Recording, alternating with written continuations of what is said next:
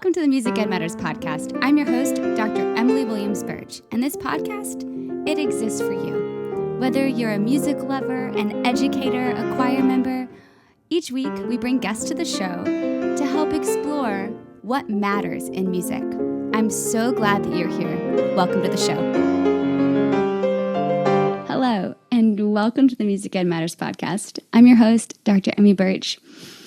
And I'm so excited for you to listen to this episode. You know, when you meet people and you want to know everything, y'all, I met Gary and Celia through people, but then they actually came up and said something at the ACDA conference in March, and we spent a couple hours in conversation, and it was just instantaneous connection, and I couldn't wait for you to hear their stories.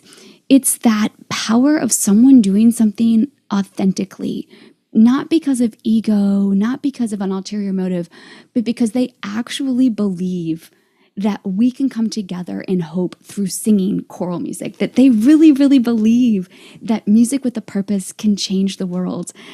And y'all, in this episode, you'll get to meet my friends, Gary and Celia, who are the co-founders of Together in Hope. They are the ones putting on the Democracy 250 project, which we've done a couple episodes on already. We've met both of the commissioned composers. We've gotten to know a little bit about the program, and you can sign up to be with the program. Like, it's still, the registration link is open. There's links in the episode notes, but that's not important right now. Right now, the power of people. You get to hear some really cool stories and some incredible life lessons, and you get to meet two really awesome people, Celia and Gary. This episode is brought to you by our friends at Perform International. And I'm done talking because I can't wait for you to hear this conversation as we explore the co-founders of Sing Democracy 250. All right, today on the podcast, I'm so excited to talk to these two amazing humans. We're talking to Celia and Gary with Sing Democracy 250. Hello, my friends. Hello. Good afternoon. Great to see you, Emmy. It's so good to see you. We got to hang out at the ACDA conference, and I just have this like really positive flashbulb memory of us sitting around in your hotel, like fancy, like they had a fancy meetup space, and just I was enamored with your stories. You guys have the best stories. So I'm pumped to bring it to the podcast. We have to, before I got too excited, before we get too excited, Gary, will you kick us off and tell the listener, who are you and what led you to where you are today? Hi, my name is Gary Aamodt, and I've had an interesting career. I undergraduate at St. Olaf, graduate school at Yale in philosophy. I then started a music publishing business called AR Editions with a partner, and focusing on historical musicology. Wow. And that business grew, and eventually we developed the first viable system for setting music by computer, and that was done in 1979. Cool. That's such a fun claim to fame. That was about 20 years before PCs were any good for doing that.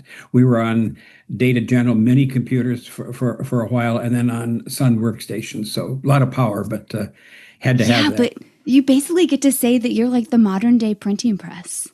Something like that, yeah. Yeah, and good point, because both the text and long text to these books that were done, and also the music were completely set by computer and by the same computer system.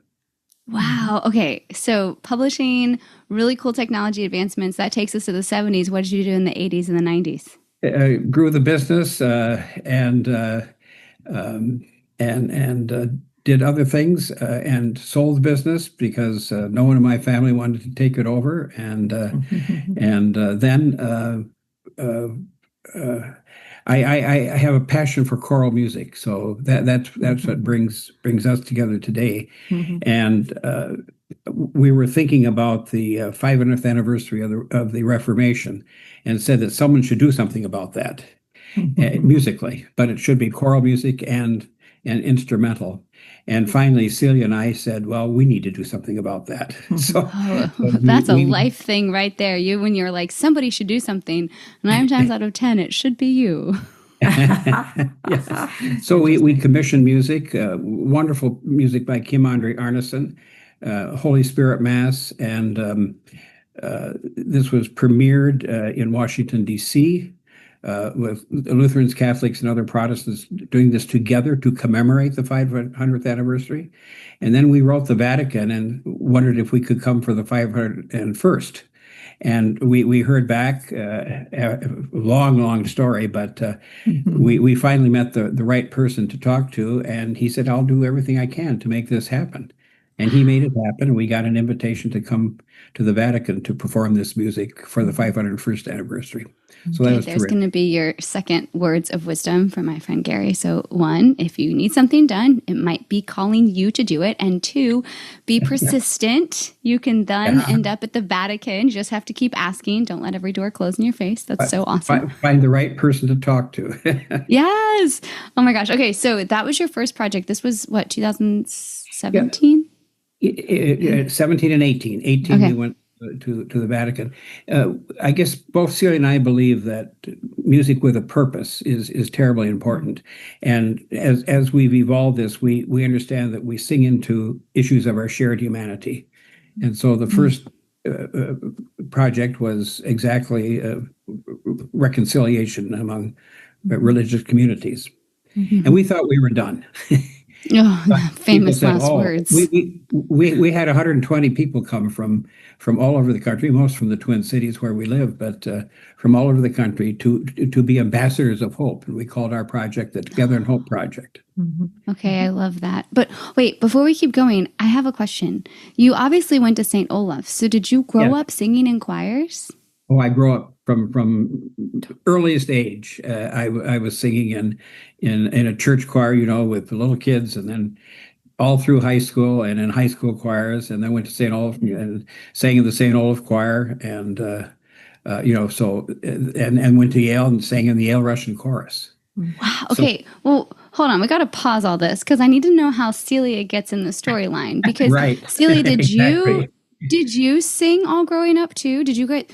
If you met in choir, I'm done. No, we did not. Okay, that for you. I was about to say this needs to be a Hallmark movie. No. I'm a musician, but an instrumentalist primarily. I did sing in choir when I was a little kid, but once you play piano in a small town and you play organ in a small town, you get drafted to be the accompanist and the church for organist. everything. Mm-hmm. I did end up, eventually, I played 5 different instruments. So piano, French horn, organ, violin, and flute. Wow, okay, that you got all the families I missed covered. the reeds. I missed the reeds and percussion, but I've still got time, I guess. Yes. Anyway. Well, I mean, we can consider piano a percussion instrument if you would like. It's hammers. Well, that's true. It is. True. It is. Absolutely. We'll count that as a yes. And flute, woodwinds, no reeds, but it counts. They're friends. They're next door neighbors to the clarinets and oboes. Yeah, it's good. It was all good. It was fun. And my career was I've had about 5 different careers. So went to University of Minnesota, European history graduate. I actually ended up with a double major in child development, but never. Because those are related. Yeah, I know. I just, I had enough credit, so decided to just get the credential. Wow. And then I became a librarian. Went to the master's program in library science. So spent about 7-8 years as an academic librarian at the University of Minnesota, and then transitioned into the business world as an information services professional. And I was with one of the major accounting firms. I went to Dallas at that point for whoa, Minnesota to Dallas. That's like a total change of pace. Sure. Whatever. I was there for just 3 years though, and then got transferred back to Minneapolis, and then eventually out to Seattle. But I stayed with I liked the major accounting firm environment, professional services, and that's what I was with in Dallas. Tried to stay with that same firm when I moved to Minneapolis, and they didn't have a similar role. But I got hired by a different major accounting firm, Arthur Andersen, as a marketing director. No credentials in marketing, but they thought I knew the professional services firm environment, and they didn't know what marketing was either. So they thought it was a good fit. That's so I was fun. with Arthur Andersen for 17 years, half that time in marketing, and then I transitioned into becoming a business consultant. So I did Okay. strategy development and major change implementation and process improvement and whatever, and loved it. So you know So people really well. was that it? I You don't you can know. do people. Like you understand you have such a breadth of knowledge and that you get the people side of things. I bet that's so cool. What a fun background. That's fun. Yeah. Yeah. So Anderson disappeared with the Enron scandal, crisis, whatever, in the early 2000s. So at that point, I joined a regional CPA firm to start start a consulting practice. Stayed there for half a dozen years, and then just decided to set up my own business. So I did consulting there. But eventually, one of my former colleagues called me, and that turned into my last paying position, which was as an executive for strategy and development, actually, and in a major startup philanthropic foundation. Wow. So that was a fantastic experience, and that gave me a chance to essentially apply all of my varied background and skills to something that was designed to make a difference in this world through the distribution of significant funding. It was great. That's such a cool story. And it's so like your two stories are so different. But now that I know what we're about to talk about Sing Democracy 250 and some of the other projects you've done, but it makes so much sense now why the two of you are perfect co-founders. You have this like super long history of singing and building. Both of you are business builders, and you're taking that concept to these project building. Oh, it's just so cool. I'm so glad you're sharing your talents with the choir world in this way.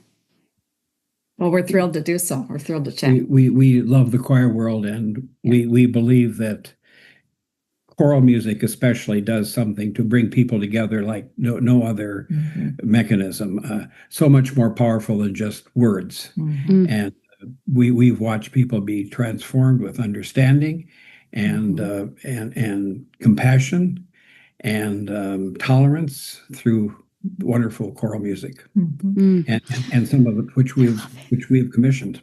We have to go back to those projects, but I don't know if you watched the Tonys. We're recording this in June, and this episode will go out right at the beginning of August when everyone's going back to school. Fantastic. But the Tonys opened last night with a choir. Just in case anyone was wondering, like Broadway, they have every possible medium through which they could communicate, and they chose which medium? Choir. Wonderful. I was on my sofa jumping up and down like a child. I was so excited. I was like, choir for the opener. It was so good. You'll have to go watch it. It was really, really cool. Okay, but I still have, before we dive into your other projects after the Reformation from 2017, 2018, Reformation 500 project, Celia, how you still haven't said anything about choir. How do you love choir? What's your hook? Well, I love music of all sorts, but by the time I met this guy, the choir focus was very, very much part of his life, and so I started to go to far more choral concerts, and it's from the standpoint of the completeness of the music experience. The words add an incredible dimension. I think that also amplifies the way music can touch people. So, even though I sing in the shower and I sing in church occasionally, but other than that, singing wasn't my initial preferred medium, shall we say. But I love great. what you just said. Like, that was so quotable in that it's one of those mediums where you put the words with the music and it can touch you at a deeper level. And it's those stunning harmonies and so cool. Okay, so we have the Reformation 500 project of 2017, 2018, where you're all like, someone should do something. Why not us? And it's this huge success. You go and sing at the Vatican, and then you think you're done, but you're not. What happens next?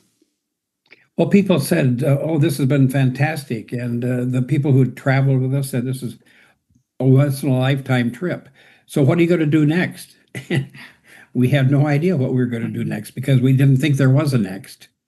But it was very interesting. The Catholic Archbishop and the Lutheran Bishop of the area had gone on this trip. They're good friends.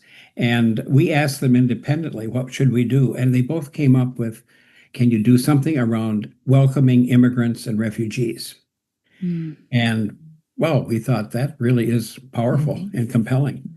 So that's exactly what we did. We decided to do that, and we decided to commission more music for that. And to commission music, choral music, you have to start with words.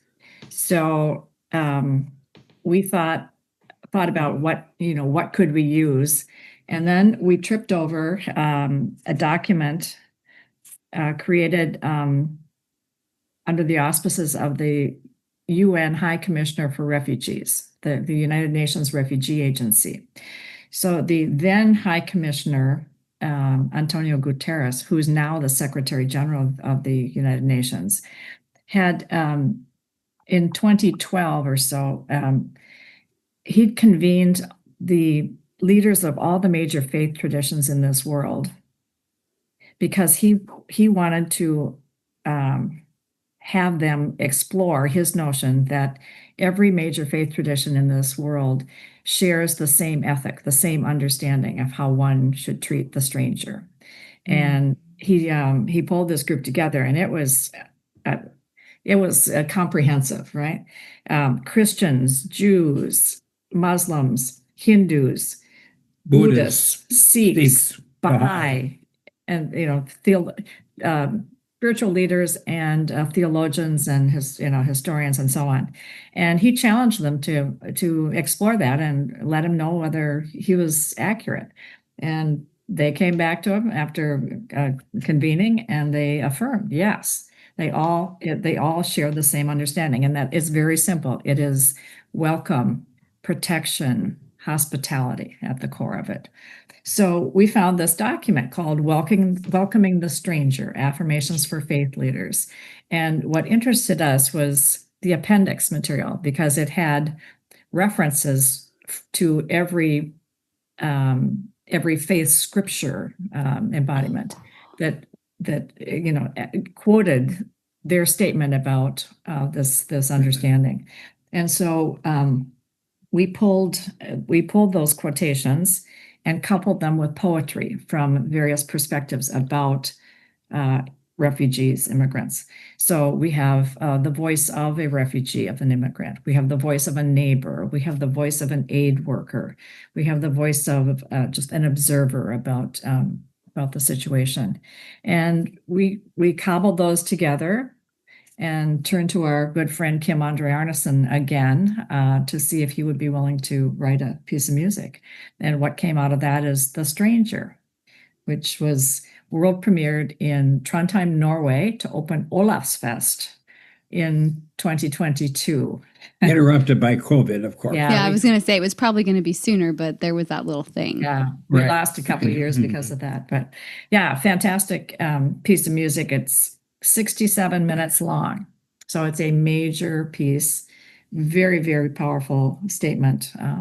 And a response from some of the people who heard that world premiere said, "Oh, I suddenly realized it was going to end, and I didn't want it to ever end." So That's great. It's a very moving piece of music. Yeah. It was supposed to be 48 minutes long. Yes. No, it's a little bit more than 48 minutes. but it got to be 67, and I said, Kim, this is much longer than we agreed upon. He said, "Oh, don't worry, Gary. I'm not going to charge you for the extra minutes that I composed." I said, "That's not the issue. The issue is it's too long." And I said, "We have to cut this, Kim." So I looked at it carefully, and Celia did, and it couldn't be cut. So it's 67 minutes long. Yeah. Wow. And there's no intermission. Yeah.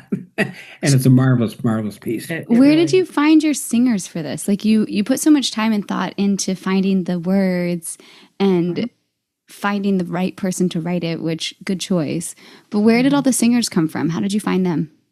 Well, for the first project, the choir that premiered it in Washington was the National Lutheran Choir, and the reason for that is that Lutherans and Catholics in Washington always do something around the Reformation anniversary, but around the 500th, that was a big deal. So they were looking for a big deal, and they had been in touch with the National Lutheran Choir that's headquartered here and said, "Can you do something?" And about that time, I had approached the director, and Celia had, and he got very interested in this, and so that was the choir that premiered it, and also performed it here. But with regard to the Vatican, we thought that we told them that we were in touch with the Vatican, and we thought that they would, come to the Vatican, and they, for their own reasons and schedules and so forth, were not able to. So then we had to find a choir, and we had an invitation from the Vatican, but we didn't have a choir. A difficult situation, perhaps. I would have been so nervous. We called our friend Mark Stover, who at the time was at St. Olaf in the second choral position there. And we said, "Look, here's the deal. The Vatican wants us to come and perform there, but we don't have a choir. And can we put together a choir?" He said, "Oh, absolutely we can." He said, I will put together a list of the 100 best singers in the metro of Minneapolis and St. Paul, and we will interview them and audition them and pick 60." And that's exactly what he did. And that became our core choir for that, and then for subsequent performances and projects. Mm-hmm. Wow, what a great example of just collaboration and asking. I guess that would be our third little word of wisdom.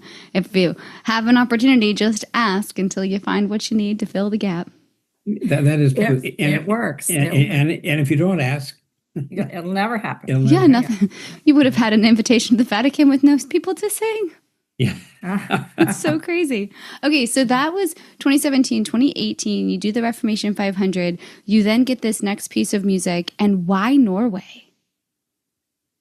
Well, when we were in Rome, keep in mind, Kim, who is Norwegian and grew up in Trondheim, was the composer for the piece that we did for the Reformation anniversary. And actually, you tell this part because you spoke to Dr. Cortiel about how we got the orchestra involved. The Cardinal Archbishop that was in charge of ecumenical relations gave us the invitation, but he said, "We don't know how to put on concerts. That's not really what the Vatican doesn't do concerts. They don't manage." But he said, "You go see Dr. Hans Albert Cortiel. He lives here. He's been here for 50 years nearly, and he loves Rome, and he knows every part of Rome and every part of the Vatican. And he said he will help you." And so we did, and we talked to Cortiel and said, "Here's what we would like to do." And he said, "Oh, well, I have a festival that I have every year in November, it's in Rome and at the Vatican. His boutique hotel is sitting on St. Peter's Square because he rents Vatican property that is not used anymore." So. And we said, "Well, but it has to be on October 31st because that's the actual anniversary." He said, "Well, all right, I'll make it October 31st, and you can open the festival." And so that's how we sang there. But he also said, "I know we have to have an orchestra," and he said, "Yeah, we have good musicians here, but." He said, "Do you have thoughts on that?" And I said, "Well, Kim Andrearnesen is from Trondheim, and they have a superb chamber orchestra in Trondheim. It's Trondheim Solistena. They're absolutely world class and top drawer." And so Cortiel said, "Well, why don't we see if we couldn't get them to come?" So he's very supportive of that, and they did come and performed, and so that was a very nice connection to Trondheim. And a couple of years later, we were in Trondheim, and we talked to we knew about Olav's Fest, and we talked to the head of the festival and told him what we were doing. He said, "Well, I would love to have you open the festival because the topic for the next round is hope, and you're the Together in Hope project." And we said, well, that's fantastic. Well, then COVID intervened. And so that got derailed, but then it got revived for 2022. And that's exactly what we did. Was the project, the topic was hope. And we opened the festival in Norway. And we again had the wonderful Trondheim Solistene as the orchestra because that was their home. Right. Yeah, that's Very neat. awesome. Okay, so those were two super successful projects, obviously. And not only did you bring together people and really spread the love and hope that choral music can bring, but you also have contributed some gorgeous music back into the catalog of the choral music repertoire. So now, how did we get to sing Democracy 250? Because the podcast listeners have heard from a couple of your other employees on what it is. They've heard from both of the composers for this project, but they have not yet heard from you. I'll start with that. Okay. So keep in mind, our concept is that there is a role for this in this world for music with a purpose. So we try to identify what we call as some issue of our shared humanity, where we think music can raise awareness, open hearts, open minds, inspire people to empower them to do the right thing about whatever that issue is. And so as we've thought about what is urgent in America and in the world today, increasingly in 22 and when we were thinking about it, and then in 2023 with greater urgency, we decided that we should take advantage of the upcoming 250th birthday of America in 2026 and focus on renewing democracy. So you're too young, but perhaps some of your podcast listeners and viewers remember the bicentennial in 1976. And Gary and I, fortunately, are old enough to remember that. But it was parades and fireworks over the top, just a whole year of patriotic celebration and activity. And so we can only imagine what's going to happen for America's 250th. But we wanted to use our passion around music with a purpose to inject some major musical element that would, through the content of the words in the choral music, help to renew our democracy. Because we are also aware that civics education in this country isn't what it used to be when we were kids. So sometimes it isn't even actively included in school curriculum anymore. So that was our starting point. And in early 2023, Richard Haas published a book, which I actually happen to have one right here, The Bill of Obligations. Yes, okay. Richard, some of your viewers may recognize his name. Richard Haas was the president of the Council on Foreign Relations for over 20 years. He's a very noted foreign affairs expert, a diplomat, has served in both the Republican and Democratic administrations. And he wrote this book, though, because he's convinced that Americans understand far more about our rights than we do about our duties or obligations as citizens. So the book also comes out of his belief. And people ask Richard all the time, what's the greatest threat to America? And they think he's going to name China or Russia, Iran or North Korea or a foreign country. But his answer is always no. The greatest threat to America is from within. It's us. So we wanted to take the framework of his book, if we could get his permission to do so, and use that as the basis for constructing the text for a major piece of music. So we reached out. You got to be fearless. You got to make a phone call and try to connect. And we did reach him, and within a week we had his approval to go ahead with the piece that is now titled Us. So, but for this project is bigger, Amy, than the previous two. So instead of just one piece of music, we've commissioned two, and the two are intended to be companions because The other piece, I'll let you talk about that one, is intended to take a look back at American history. It picks up on Langston Hughes's poem from 1936, and Let America Be America again.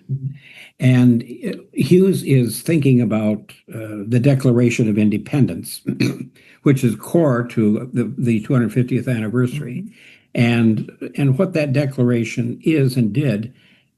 It was by the people who wrote it. They were envisioning a whole new kind of government. And that government turned out to be a democracy where the sovereignty is not in a monarch or an autocrat, but the sovereignty is in the people. And the rule of law applies to all the people equally. That's the goal and the vision. And so we said to ourselves, this is terribly important to emphasize. Fireworks are fine, parades are fine, but the core of 2026 is the Declaration of Independence and the vision for American democracy. And that's the trip we've really been on ever since. And Hughes takes a very honest look at this. He sees, yes, we've made progress, but yes, we have also not fulfilled the ideals and the vision of the Declaration. And it's very clear. He lays it all out in good words, but he also ends on a very, very positive note that America can be what America was envisioned to be. So we thought we have to have something that's honest because we're not where we need to be. We've made a lot of progress, but we are not where we need to be, and we know that today. And so that became the basis for the first piece, and the composer of that is Brandon Boyd, who's at the University of Missouri, Columbia, and a wonderful composer, and choral person, and also an absolutely stunning pianist. So so fun to interview. We've worked on a couple gigs together, Brandon and I, and we're the same age. I always like to say that. I like to remind myself. Sometimes I forget I'm the adult in the room. Brandon and I have had so much fun on a couple gigs, but he's so talented as a composer. And when you said that was who you were getting commissioning that piece, I know it's going to be stunning. And the conversation with Brandon on where the ideas came from and the compositional ideas, but then also leaning into help. He got help with orchestrations. And I think that's just such, like, even the best of the best is not afraid to ask for help. Yes. Wonderful understanding when he presented that. And he was a bit apologetic, but we thought, well, bless you for reaching out and including that help and indeed the wonderful work they did with him. It's gorgeous. The other thing that comes to mind is that democracy is what we became with the signing of that declaration. I like to think that it's part of our DNA. So this is a very nonpartisan effort because America is about a democracy and about making democracy work, making it work for ourselves and for people around the world, and improving it. And so we can take a good look in 2026 and say, how can we be energized to renew this democracy and gain a vision for the next 250 years? We have the privilege of seeing this 250 years, but none of us will be around for the next one. So we've got to leave that future in good hands from what we do now. I love that the text is both a civic lesson of how we as individuals can show up for our democracy, but also a history lesson. And it goes back to that thing, that music with a purpose. You're bringing people together, we're educating, and it's so bipartisan. And at a time when it can be so heated, it's so wonderful to have something to lean into that we can learn about our responsibilities as citizens that doesn't have any type of political push on it. I mean, I didn't describe the text that we created out of the Haas book. Tell more about that. Because it does explain what you just said in a little bit more detail. The Bill of Obligations that Richard has laid out are 10 things that feel like kind of common sense, things that we should all know to do. There are things like be informed, get involved, stay open to compromise, teach civics, reject violence, promote the common good, put country first, value norms, that kind of thing. But what we did to try to turn those into something that could be set to music and to expand the meaning of what those are is we selected quotations from Americans throughout our entire history. So founding fathers to living Americans, some well-known, obviously well-known, some not so well-known, but the quotations explain or unpack each of the obligations. And by the collection of these quotes, there are, I think, 31 of them overall. They actually demonstrate that these things have been understood and they have been practiced throughout our history. So it does further amplify it's all about us, all of us. And these are things we know, we understand, and we should be doing to help renew our democracy. These are things that are not just for others to do, they're for us. And that together and hope piece. Yeah. But that explains the title so well. And Michael did a fantastic job in our podcast interview, just really digging into the text. You could tell that Michael was enamored with the text from the very beginning, and that comes out in the compositional style of that piece as well. But I love knowing where the title comes from. But it taps into your original Together in Hope. There's so much hope in what you're bringing for us to sing.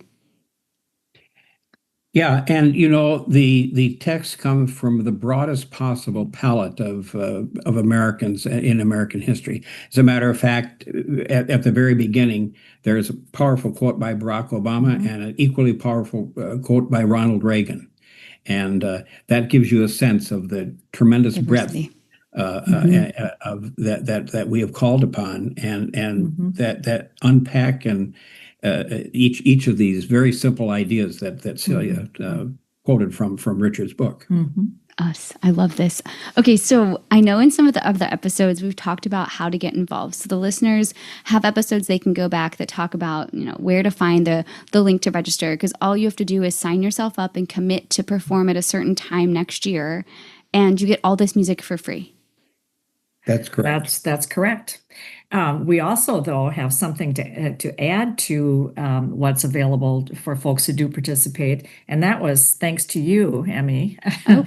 when we met at ACDA, you asked if we had choral rehearsal tracks. And I'm sorry, I'm not a singer, so I was ignorant about what those even are. But you recommended that they would be a great tool for participating singers and organizations. And so you suggested a particular company, and we reached out to Charlie Kinnison. Yes! And they have now produced choral tracks for both of the two new compositions.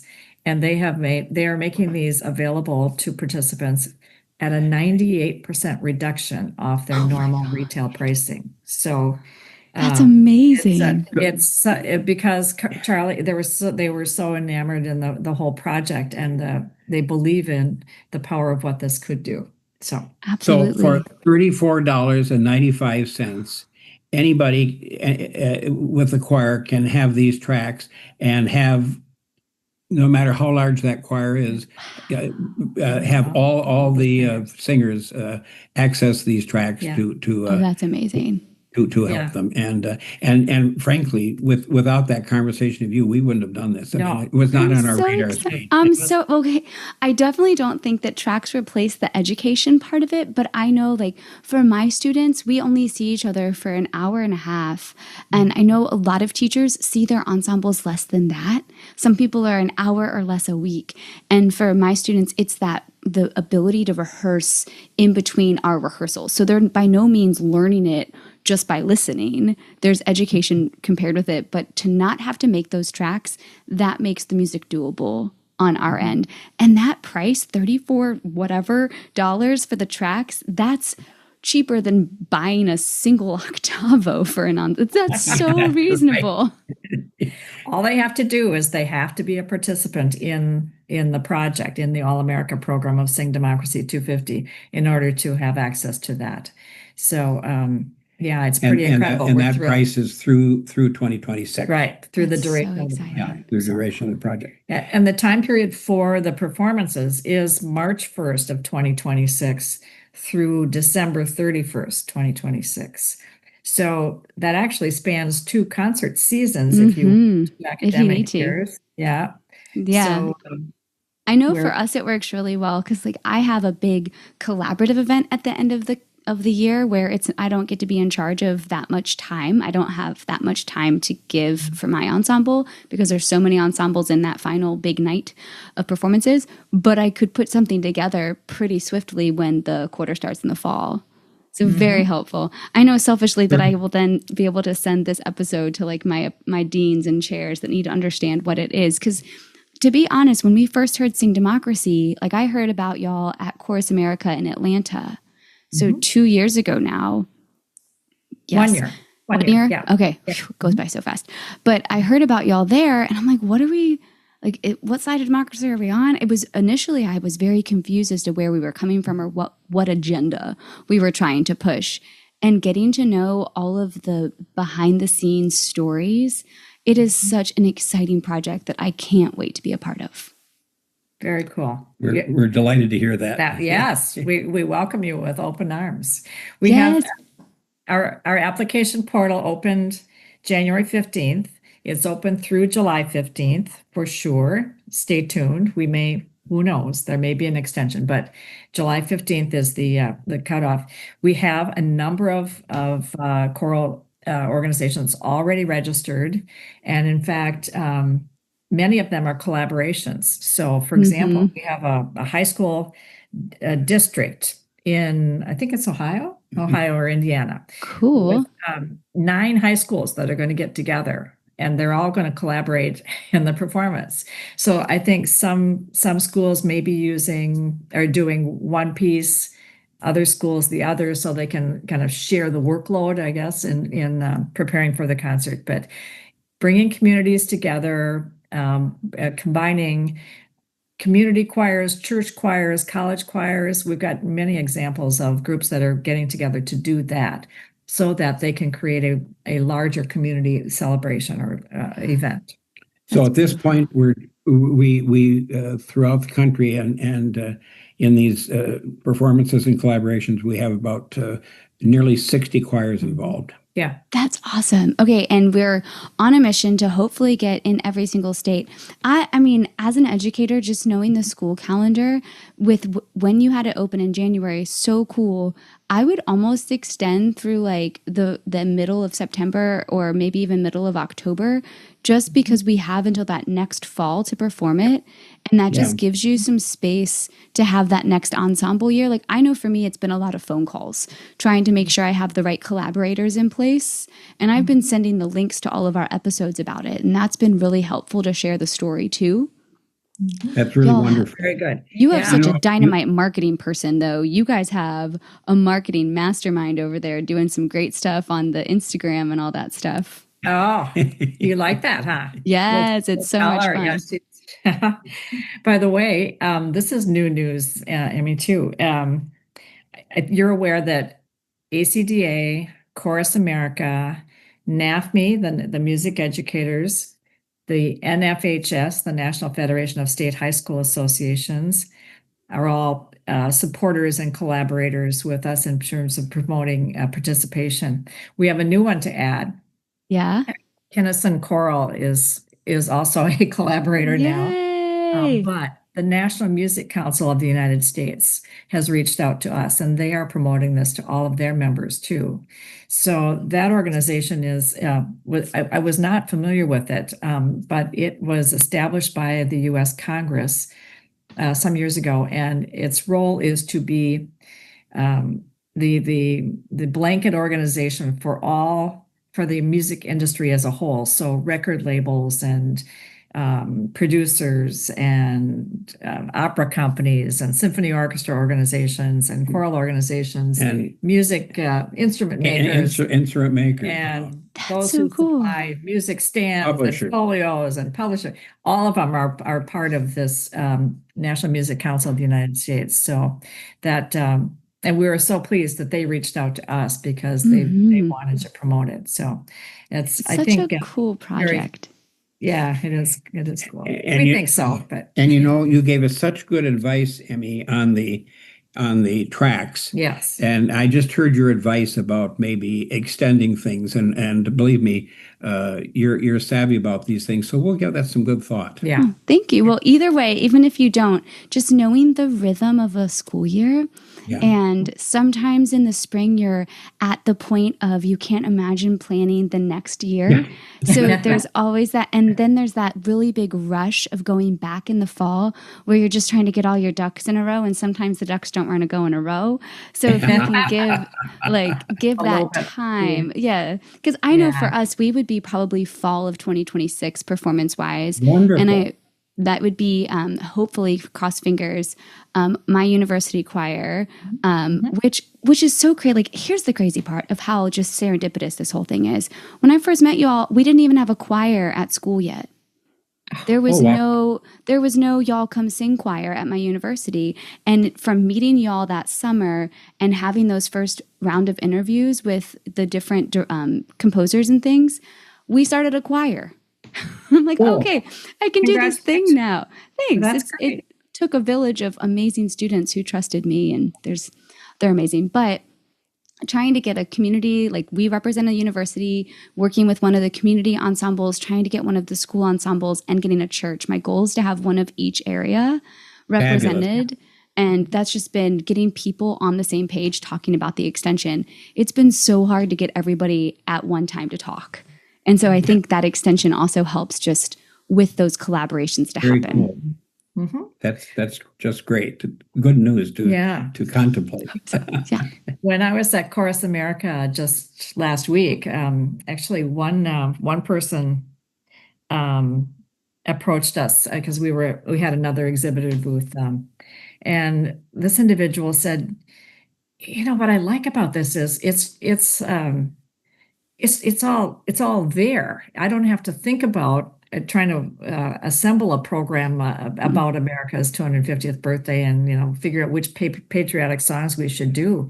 He says this makes a lot of sense. It would be just great to be able to do it. So that was good news. Good to hear that. But what's also apparent to us is that many organizations are thinking about collaboration, just because in some cases it's only an SSAA group that wants to do it initially, but it's an SATB program.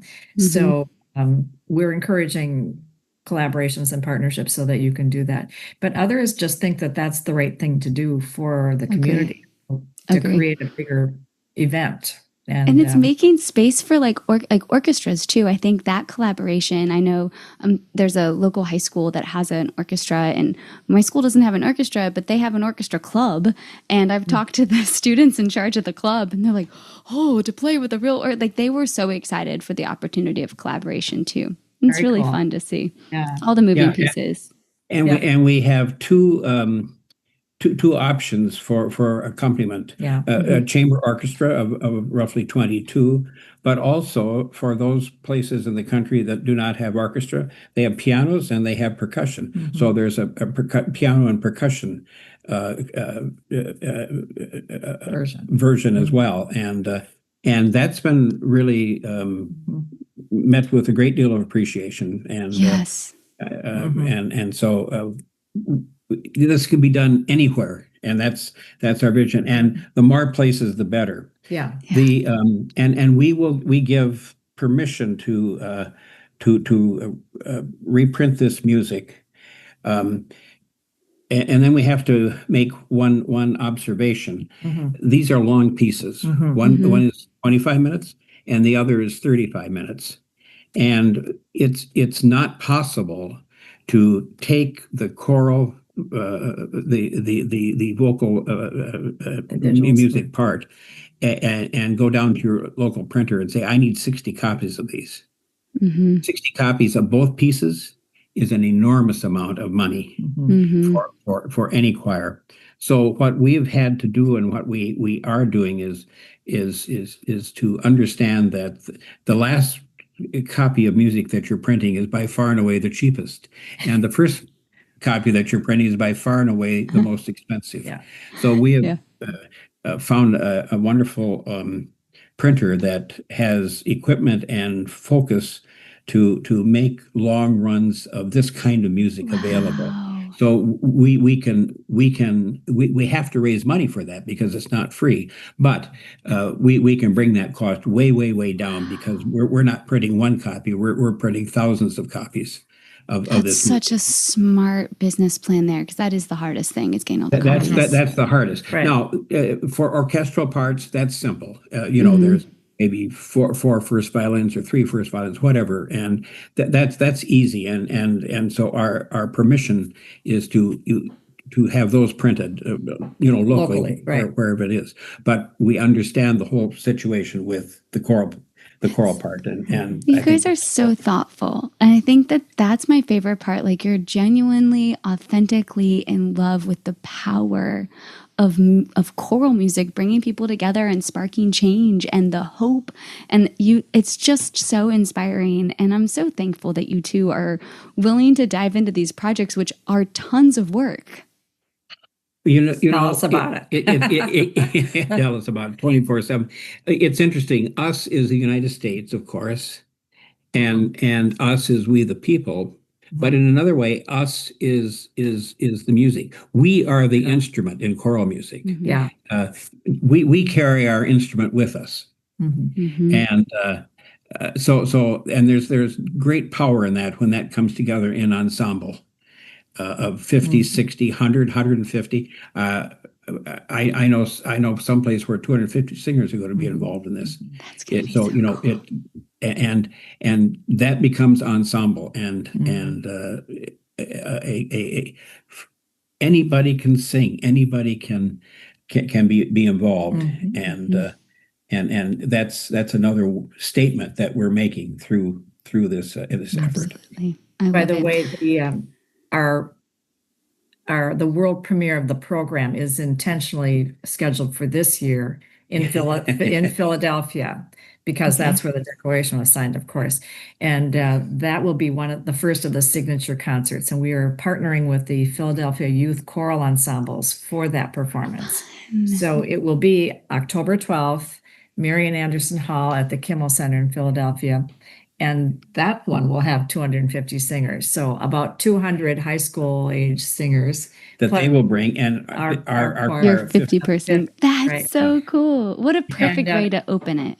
It really is. For some of your listeners, I know one of the considerations for choir directors is always, is this music interesting? And, would I want my choir to sing it? Do we want to spend the time on it?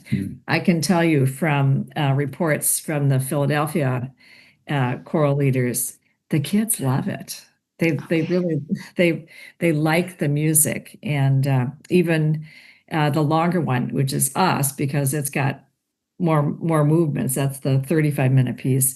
They find it really fascinating, and there's so many different musical styles wrapped into it.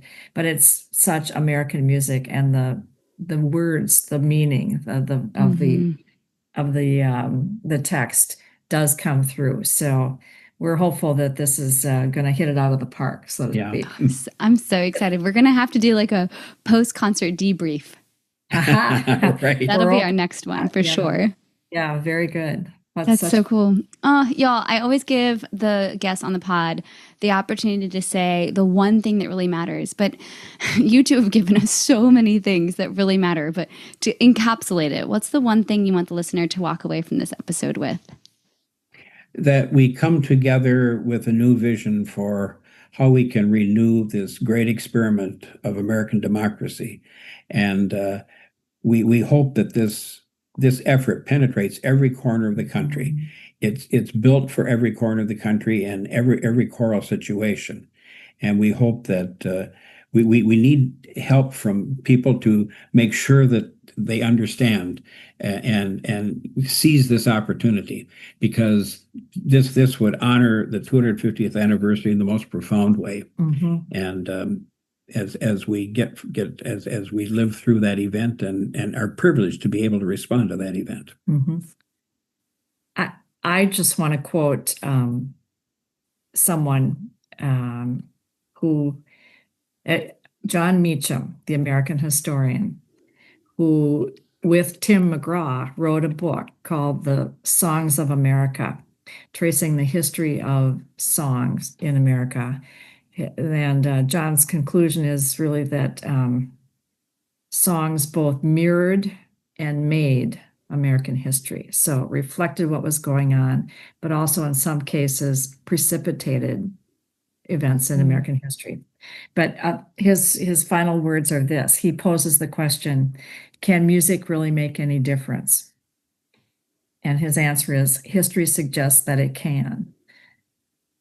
And if I can get it, bear with me a moment here. He said, the whole panoply of America can be traced, and more important, heard and felt in the songs that echo through our public squares. And if we can hear and feel how the other guys hear and feel, we're better equipped to press on toward a more perfect union. For the song of America is not finished. The last notes have not yet been played. In that spirit, in that cause, now and always, let us lift every voice and sing. I got goosebumps. That's lovely. That's such a good quote. Oh, y'all, I so enjoy spending time with you. Thank you for coming on the podcast. Thank you so much for inviting us. Yeah. Great pleasure to know you. Yeah. And to hear the wonderful work you do and the fantastic podcasts you do. You are such a great interviewer. Thank you, Gary. Absolutely. That means a ton coming from y'all. All right. Aren't they the coolest? I'm so glad that I get to call them my friends. I know that I'm personally working, I told you that in the episode, on making our collaboration happen in my community so we can be a part of Sing Democracy 250. I hope that this conversation got you excited to do the same. I love that this music is being commissioned and enhancing the incredible works that we have as choral directors, as choral educators, as choral singers, that it's music with a purpose, that because Celia and Gary are fearless, they are relentless, they are not afraid to keep asking, we get the opportunity to learn about history and about our civic duties through the gorgeousness that is choral music. So I hope that you too will be joining the Sing Democracy 250 project. You can check out more at the links in the episode notes. I'm just so thankful for this community. Thank you for listening. And in case no one has told you today, you matter. We all know that music matters, especially when we're talking about music that can teach us, help us explore, unpack, feel, learn, grow, the likes of collaboration and friendship. And I'll see you next time on the Music Ed Matters podcast.